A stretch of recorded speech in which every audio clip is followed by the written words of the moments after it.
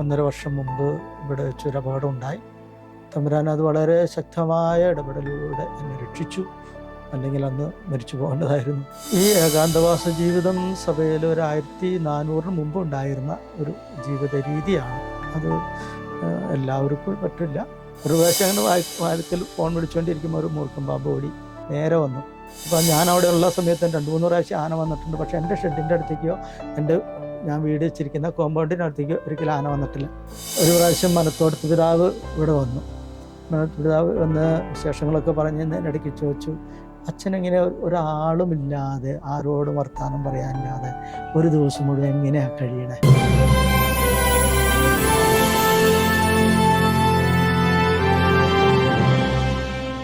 ഈശോമിശിഹായ്ക്ക് സ്തുതിയായിരിക്കട്ടെ.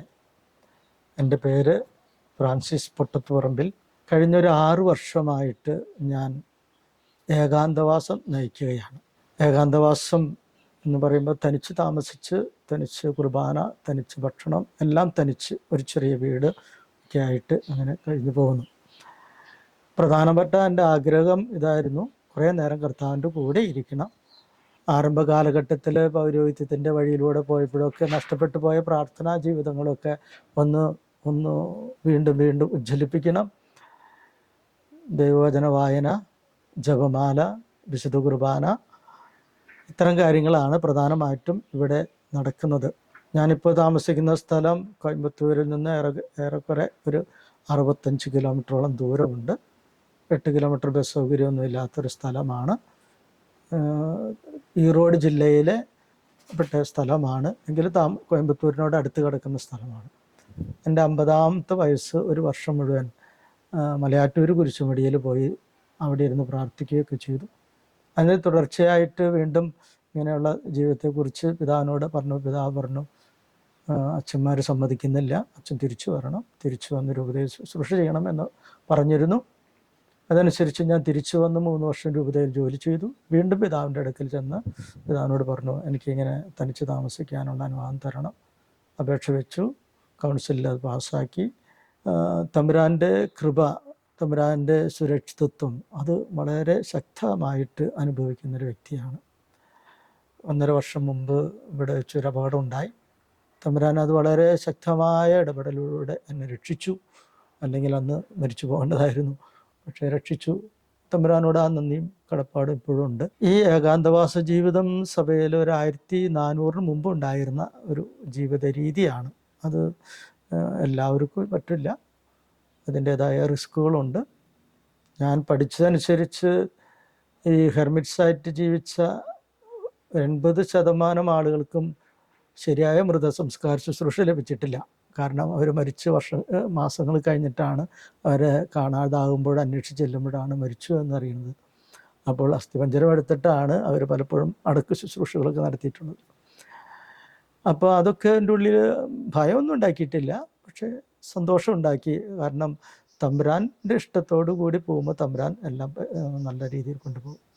ഇവിടെ നിന്ന് പുറത്തുള്ള യാത്ര എന്ന് പറയുന്നത്, ഞാൻ എൻ്റെ മരുന്ന് വാങ്ങിക്കാൻ പോകും, അത്യാവശ്യം കുറച്ച് സാധനങ്ങൾ, പച്ചക്കറി സാധനങ്ങളൊക്കെ വാങ്ങിക്കാൻ പോകും. പിന്നെ താവളം സിഹിയോൻ ധ്യാന കേന്ദ്രത്തിൽ കൂടുതൽ ആളുകളുള്ള സമയത്ത് അവിടുന്ന് അച്ഛൻ വിളിക്കും, കുമ്പസാരിപ്പിക്കാൻ സഹായിക്കാൻ ചെല്ലണം എന്ന് പറയും, പോകും, കുമ്പസാരിപ്പിച്ച് പോരും. ഇതാണ് ഇപ്പോൾ എൻ്റെ രീതി. സാധാരണ രാവിലെ ഇവിടുത്തെ ടൈം ടേബിൾ എന്ന് പറയുന്നത് ഒരു 5:30 ആകുമ്പോൾ എഴുന്നേൽക്കും.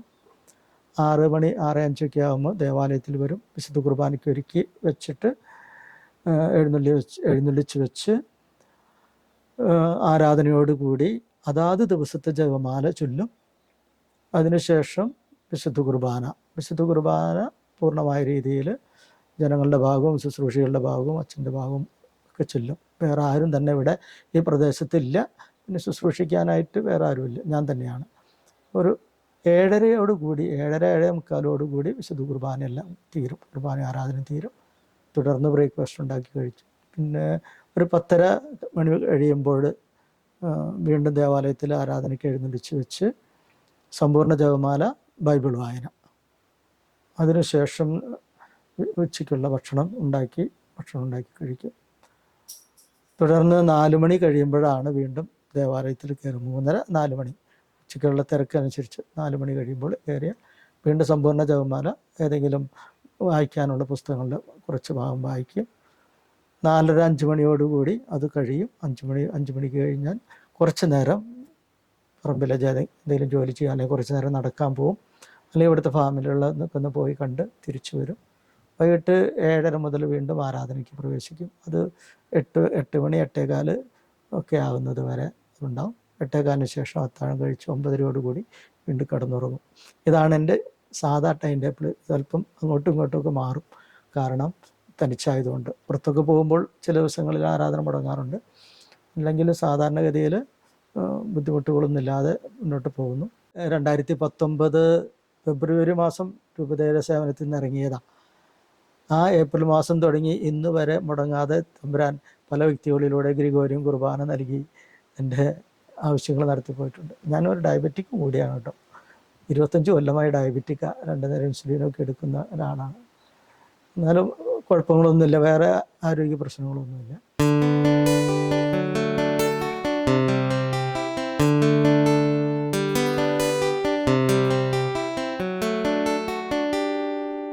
വീടിനകത്ത് ഫോണിന് റേഞ്ചില്ല. എന്തെങ്കിലും അത്യാവശ്യത്തിന് ഫോൺ വിളിക്കണമെങ്കിൽ വാതിക്കൽ പോയിരുന്ന് വിളിക്കണം. ഒരു പ്രാവശ്യം അങ്ങനെ വാതിക്കൽ ഫോൺ വിളിച്ചുകൊണ്ടിരിക്കുമ്പോൾ ഒരു മൂർഖൻ പാമ്പ് ഓടി നേരെ വന്നു, തൊട്ടടുത്ത് വരെ എത്തി. എന്നിട്ട് അത് അങ്ങനെ തിരിച്ചു ഓടി. ഇടയ്ക്ക് പിന്നെ കുറേ തേളൊക്കെ പറഞ്ഞ് കണ്ടിട്ടുണ്ട്. അല്ലാതെ കൊണ്ട് മുമ്പ് താമസിച്ച സ്ഥലത്ത് വന്യമൃഗങ്ങളുടെ ശല്യം ഉണ്ടായിരുന്നു, ആന വരുമായിരുന്നു. എൻ്റെ വീട് ഇതേപോലത്തെ വീട് തന്നെയായിരുന്നു, ചുമരുകളൊന്നുമില്ല, ഇതൊക്കെ വെറുതെ ടെമ്പററി സെറ്റപ്പാണ്. അപ്പോൾ അവിടെ ഞാൻ കുറേ പപ്പയ കൃഷി ചെയ്തിരുന്നു, കുറേ പച്ചമുളകും വെണ്ടയും സാധനങ്ങളൊക്കെ. അപ്പോൾ അവിടെ നിന്നുള്ള ആളുകൾ ഒരു ദിവസം പപ്പയ പറിക്കാൻ വന്നപ്പോൾ അവർ പറഞ്ഞു, പപ്പയ പഴുത്ത് നിന്ന് കഴിഞ്ഞാൽ ആന വരും എന്ന് പറഞ്ഞു. അപ്പോൾ ഞാൻ അവിടെ ഉള്ള സമയത്ത് 2-3 പ്രാവശ്യം ആന വന്നിട്ടുണ്ട്. പക്ഷേ എൻ്റെ ഷെഡിൻ്റെ അടുത്തേക്കോ ഞാൻ വീട് വെച്ചിരിക്കുന്ന കോമ്പൗണ്ടിനടുത്തേക്കോ ഒരിക്കലും ആന വന്നിട്ടില്ല. അപ്പം ഞാൻ പറഞ്ഞു, ആന വന്നോട്ട് പറിച്ച് തിന്നു പോട്ടെ, കുഴപ്പമില്ല. കൃത്യം 3-ാം ദിവസം ആന വന്നു. രാത്രി 11:30 ആയപ്പോൾ ആന വന്ന് ഫെൻസിങ് പൊളിച്ച് അകത്ത് കയറി. ഒരു മരത്തിൽ ഒരു 10-12 കായ പഴുത്ത് നിന്ന് തുടങ്ങിയതൊക്കെ തിന്നു. രണ്ടാമത് എൻ്റെ ജനലയ്ക്കടുത്തുള്ള മരത്തിൽ കായ പറിക്കുകയാണ്. അപ്പോൾ ഒരു കായ പറിക്കുമ്പോൾ വേറൊരു പച്ച നിലത്ത് വീഴും. അത് വീഴുന്ന താഴെ വേസ്റ്റ് വെള്ളം പോകാൻ വെച്ച പൈപ്പിൻ്റെ മുകളിലാണ്. ഞാൻ ജനലൊന്നും അടയ്ക്കാറില്ല, ഇങ്ങനെ തുറന്നിട്ട് കിടക്കണേ. അപ്പോൾ ഞാൻ ഉറക്കത്തിനോട് ശ്രദ്ധിച്ചു, എന്താ ഒച്ചപ്പാട് കേൾക്കണ്ടല്ലോ. അപ്പോൾ ഞാൻ വിചാരിച്ചു ചെറിയ നെറ്റ് കൊണ്ട് ഒരു ഫെൻസിങ് ഇട്ടിട്ടുണ്ടായിരുന്നു പന്നി കയറാതിരിക്കാൻ. ആ പന്നി പൊളിച്ച് അവൻ കയറി, അവിടെ കുറച്ച് വെള്ളമുണ്ട്, അതിലേക്ക് വന്നിട്ടുണ്ടെന്ന് വിചാരിച്ചു. പക്ഷെ വീണ്ടും ഒച്ച കേട്ടപ്പോൾ ഞാൻ എഴുന്നേറ്റു. ഞാൻ എഴുന്നേൽക്കുന്നത് ഈ ആന കണ്ടു. ആന അതുപോലെ തന്നെ തിരിഞ്ഞ് മുൻവശത്തേക്ക് പോയി. അപ്പം ഞാൻ വിചാരിച്ചു ആനയെ ഞാൻ കണ്ടിട്ടില്ല, ആന എന്നെ കണ്ടിട്ടുള്ളൂ. അപ്പം ഞാൻ ഫ്രണ്ടിൽ വന്ന് മുൻവശത്ത് വലിയൊരു LED ലൈറ്റ് ഇട്ടിട്ടുണ്ടായിരുന്നു. ആന അത് കൃത്യം ആ ലൈറ്റിൻ്റെ അടിയിൽ ചെന്ന് നിന്നു, കൃത്യമായിട്ട് തല ഉയർത്തി അവിടെ നിന്ന്. ഒറ്റയാനാനയാണ്. അപ്പം ഞാൻ ഫോറസ്റ്റിനുമായിട്ട് കുറേ പരിചയമൊക്കെ ഉള്ള കാരണം കൊണ്ട് അവർ പറഞ്ഞു, ഒറ്റയ്ക്ക് ആനയെ കണ്ടാൽ ഒച്ച ഉണ്ടാക്കരുത്, കാരണം ആനയ്ക്കറിയാം ഒരാളുള്ളൂ എന്ന്. കൂടുതൽ പേരുണ്ടെങ്കിൽ കുറേ ശബ്ദങ്ങൾ വരും, ആനയ്ക്ക് ഇത്ര ആളുണ്ടെന്നറിയില്ല. അതുപോലെ ഒറ്റയ്ക്ക് പോയി ഒരിക്കലും ആനയെ വരട്ടരുതെന്ന് പറയും. അപ്പോൾ അത് കാരണം കൊണ്ട് ഞാൻ മിണ്ടിയില്ല. കുറേ നേരം ആന അവിടെ നിന്നു, ഞാനവിടെ നിന്നു. കഴിഞ്ഞിട്ട് ആന തിരിച്ച് വന്ന വഴിയെ തന്നെ പോയി. തൊട്ടടുത്ത വീട്ടിലെ ആളുകളോട് ഞാൻ വിളിച്ചു പറഞ്ഞു, ഇങ്ങനെ ആന വന്നിട്ടുണ്ട്. പക്ഷെ ആ ആന ഇവിടുന്ന് നേരെ പോയി അവരുടെ പറമ്പിൽ നിൽക്കണ്ടായിരുന്നു. അവരിവിടേക്കൊക്കെ ടോർച്ചടിച്ച് നോക്കി, ആനയെ കണ്ടില്ല. ഫോറസ്റ്റുകാർ വിളിച്ച്, ഫോറസ്റ്റുകാർ രാത്രി തന്നെ വന്നു. അവർ വന്നിട്ട് പറഞ്ഞു, പപ്പയ മുഴുവൻ വെട്ടിക്കളയണം. അതാണ് ഒരു അനുഭവം. പക്ഷേ വീടുമ്പോൾ തൊടുകയോ ഒന്നും ചെയ്തിട്ടില്ല. പിന്നെ ഉണ്ടായിരുന്നത് ഒരു പ്രാവശ്യം ഒരു വലിയൊരു അണലി, ഒരു 10 കിലോത്തിൻ്റെ അടുത്തും തൂക്കം വരുന്ന വലിയൊരു അണലി എൻ്റെ ബൈക്കിൻ്റെ ചുമരോട് ചേർന്ന് കിടക്കുന്നുണ്ടായിരുന്നു. 1/2 മണിക്കൂർ ഞാൻ അതിൻ്റെ അടുത്തിരുന്ന് ഓരോ കാര്യങ്ങൾ ചെയ്തുകൊണ്ടിരുന്ന അവസാനം വേറെ ഒരു വടി എടുക്കേണ്ട കാര്യത്തിന് തിരിഞ്ഞു നോക്കിയപ്പോഴാണ് ഈ പാമ്പിനെ കണ്ടത്. വലിയൊരു മരം പാമ്പിൻ്റെ അത്ര വലുപ്പമുണ്ട്. പിന്നെ ഇതിപ്പോൾ ഇവിടെ ഇത്തിരി ലോൺലി പ്ലേസാണ്, എനിക്ക് ഇഷ്ടമാണ്. ഇതിനോട് ചേർന്ന് ഡാമിൻ്റെ ക്യാച്ച്മെൻ്റ് ഏരിയ ആണ്. വെള്ളം നിറഞ്ഞു കിടക്കുന്ന സമയത്തൊക്കെ ആ സ്ഥലത്ത് പോയി കുറേ നേരം അവിടെ ഇരിക്കും. ഇവിടെ ഇങ്ങനെ വന്നിട്ട് ഞാൻ ചിലപ്പോഴൊക്കെ മുമ്പൊക്കെ ഒത്തിരി ജപമാല ചെല്ലുമായിരുന്നു. എൻ്റെ വീട്ടിൽ നിന്ന് വടവാതൂർ സെമിനാരിയിൽ എത്തുന്നത് വരെ 10-15 ജപമാല ഞാൻ ബസ്സിലിരുന്ന് ചെല്ലുമായിരുന്നു. പൗരോഹിത്യത്തിന് കുറച്ച് നാളിനിടയ്ക്ക് എൻ്റെ ജപമാലയൊക്കെ കയ്യിൽ നിന്ന് പോയപ്പോൾ ഞാൻ ജപമാല കയ്യിൽ നിന്ന് പോയി, അതായത് ജപമാല ചെല്ലാണ്ടായി. പിന്നെ ആ കടം ഒക്കെ തീർക്കുക എന്നുള്ള ചിന്തയോടുകൂടിയാണ് കൂടുതൽ ജപമാല ചൊല്ലുന്നത്.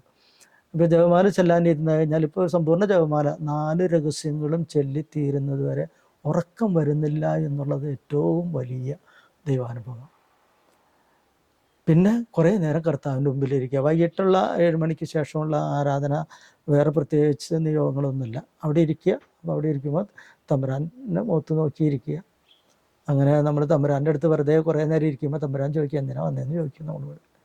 നമ്മൾ ഒരാളുടെ അടുത്ത് പോയിട്ട് ഒരു വീട്ടിൽ പോയിട്ട് അവർ വെറുതെ അവരുടെ അടുത്ത് ഒന്നും മിണ്ടാതെ കുറേ ഇരുന്ന് കഴിഞ്ഞാൽ അവർ ചോദിക്കും ചേട്ടൻ എന്തിനു വന്നേ, അല്ലെങ്കിൽ ചേച്ചി എന്തിനാ വന്നേ, അല്ലെങ്കിൽ കുറച്ച് കഴിയുമ്പോഴേക്കും അവർ അസ്വസ്ഥതപ്പെടാൻ തുടങ്ങും. എനിക്ക് കുറേ പണികളൊക്കെ ഉണ്ട് കേട്ടോ, ചേട്ടൻ വന്ന കാര്യം പറഞ്ഞിട്ട് പോകും. നമ്മുടെ കർത്താവിനെ അങ്ങനെ നമ്മൾ ശ്രദ്ധിക്കുന്നവനാക്കി തീർക്കാൻ തമ്പുരാൻ്റെ മുമ്പിൽ വെറുതെ പോയിരിക്കുക. വേറെ ഒന്നുമില്ല. നമുക്ക് മറ്റൊരു ഡിസ്ട്രാക്ഷൻസ് ഒന്നും ഉണ്ടാവില്ല. ഇങ്ങനെ സക്രാരിയിൽ നോക്കിയിരിക്കുക. എൻ്റെ സക്രാരി നിങ്ങൾ ശ്രദ്ധിച്ചിട്ടുണ്ടാവും, ഇവിടെ അങ്ങോട്ടും ഇങ്ങോട്ടും കടക്കുമ്പോഴൊക്കെ തുറന്നിരിക്കുന്ന സക്രാരിയാണ്. പല അച്ഛന്മാരും വന്നപ്പോഴും പറഞ്ഞിട്ടുണ്ട് അതിനൊരു ചെറിയ കർട്ടൻ ഇട്ടുകൂടെ എന്ന്. ഞാൻ പറഞ്ഞു കർട്ടൻ ഇടുന്നതിന് അല്ല, നമ്മൾ അങ്ങോട്ട് ഇങ്ങോട്ട് അല്ല, നമ്മളെ കാണുന്ന കർത്താവ് ഉണ്ട് എന്ന് തോന്നലുണ്ടെങ്കിൽ നമുക്ക് ഒരിക്കലും മോശമായതോ ചിന്തിക്കാനോ പറയാനോ പ്രവർത്തിക്കാനോ സാധിക്കില്ല.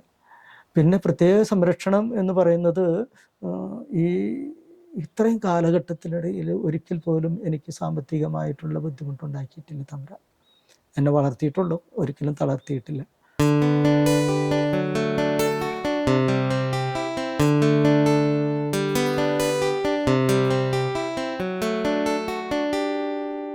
ഇവിടെ വൈദ്യുതി ഉണ്ട്, പക്ഷെ ഞാൻ അതിന് മുമ്പ് സോളാർ സിസ്റ്റം ഉപയോഗിച്ചുകൊണ്ടിരുന്ന ആളാണ്. എൻ്റെ വീട്ടിലെ ലൈറ്റുകളും കാര്യങ്ങളൊക്കെ ഭംഗിയായിട്ട് അതിലോടും. കാരണം ഞാൻ ഒരു 10-32 വർഷം മുമ്പ് തുടങ്ങി ഈ സോളാർ സിസ്റ്റവുമായിട്ട് ബന്ധപ്പെട്ട കാര്യങ്ങൾ ചെയ്തിട്ടുള്ള ആളാണ്. പിന്നെ യാത്രാ സൗകര്യം ഇവിടെ കുറവാണ്, ബൈക്കുണ്ട് അതുകൊണ്ട് അത്യാവശ്യ യാത്രകളൊക്കെ നടത്തി പോകും.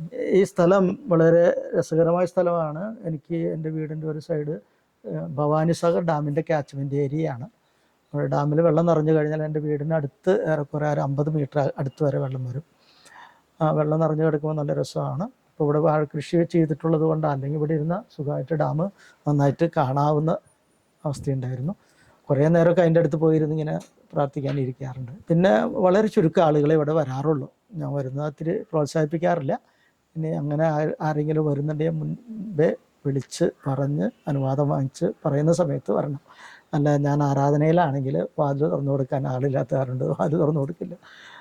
ഒരു പ്രാവശ്യം മനത്തോടത്ത് പിതാവ് ഇവിടെ വന്നു. മനത്തോടത്ത് പിതാവ് വന്ന് വിശേഷങ്ങളൊക്കെ പറഞ്ഞ് ഇടയ്ക്ക് ചോദിച്ചു, അച്ഛനെങ്ങനെ ഒരാളുമില്ലാതെ ആരോടും വർത്തമാനം പറയാനില്ലാതെ ഒരു ദിവസം മുഴുവൻ എങ്ങനെയാണ് കഴിയണേ? അച്ഛൻ ഇടവകയിൽ ഓടി നടന്ന് 24 മണിക്കൂർ പ്രവർത്തിച്ചിരുന്ന ആളല്ലേ. ഞാൻ പറഞ്ഞു എനിക്കുള്ള സമയം മുഴുവൻ തമ്പുരാൻ്റെ മുമ്പിലിരിക്കുക. പകലിൽ ഒരു 4.5 മണിക്കൂർ നേരമെങ്കിലും എൻ്റെ ആരാധനയും കാര്യങ്ങളായിട്ട് പോകുന്നു. ഒരു 3-3.5 മണിക്കൂർ ഭക്ഷണം ഉണ്ടാക്കുന്ന കാര്യങ്ങളും, പിന്നെ ആഴ്ചയിൽ 2 ദിവസം വാഷിങ്ങും, പിന്നെ ബാക്കിയുള്ള സമയത്ത് ഇങ്ങനെ അധികം നേരം നമുക്ക് വെറുതെ ചിലവഴിക്കാനില്ല. അപ്പോൾ അതുകൊണ്ട് എനിക്ക് മൊണോട്ടണസും തോന്നുന്നില്ല.